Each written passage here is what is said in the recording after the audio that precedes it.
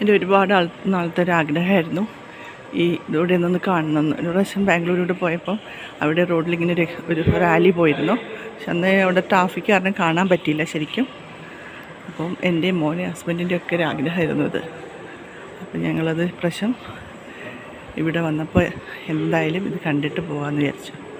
അങ്ങനെ ഞങ്ങളെല്ലാവരും കയറി ഇത് കാണാൻ കയറിയതാണ്. ശരിക്കും ഇത് കണ്ടിട്ടില്ലായിരുന്നു, നഷ്ടമായിപ്പോയെന്നെ.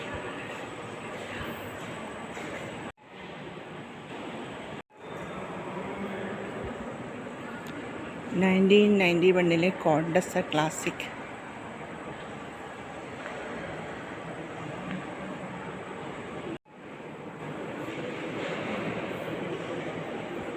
അംബാസിഡർ